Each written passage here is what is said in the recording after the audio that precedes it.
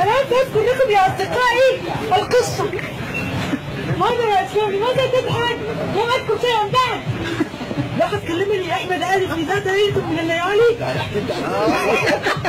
وقال لي يا عمر لقد نفذ البنزين، احضر لي قليل من البنزين. قلت له كيف يحضر لك بنزينا؟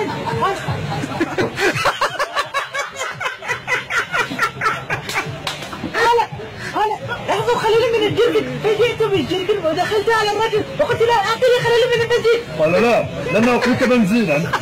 اذا اعطيتك بنزينا سوف يتم رفضي. انظر الى هذه الكاميرا. فنظرت وقلت ها انها كاميرا حقا، هل تصور الان؟ قال نعم، وسوف ينفع صوتياتك اذا اخذت بنزينا.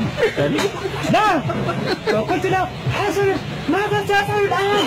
قال اذهبوا الى بنزينة وطنية، فقد يعطيك بنزينا او لا يعطيك بنزينا. اذا كان الرجل طيب فيعطيك بنزينا، اذا كان شرير يستعمل نعم لن يعطيك بنزينا. فقلت له حسنا اذا عدت الى وطنية قل لي ماذا تفعل؟ انا لا اعود الى وطنية. وعندما وصلت الى هناك قلت له اعطني بنزينا. ادخلوا الى مكتب العقيد. فطرقت الباب قلت له يا عمو ايها العقيد.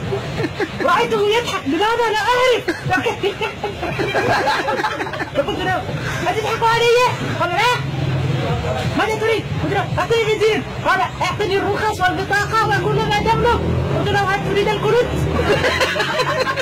قال لا لا اريد هذا. قلت له وكيف سامشي في الشارع بدون بطاقه ولا صوته زي صوتك كده. نعم ولا رخص. قال حسنا اليك بالرخص، وعندما تاخذ البنزين لابد ان ياتي صديقك الى هنا ليملا السياره بنزينا.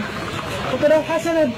وبعد ذلك كلمت احمد لقد اخذ البطاقه، سوف يبعث سياسي. فذهبت الى احمد وملأنا السياره بنزينا، ثم عدنا بعد ذلك الى المحطه واعطاني الرخص. بس كده خلاص كده؟ لا هذا التك.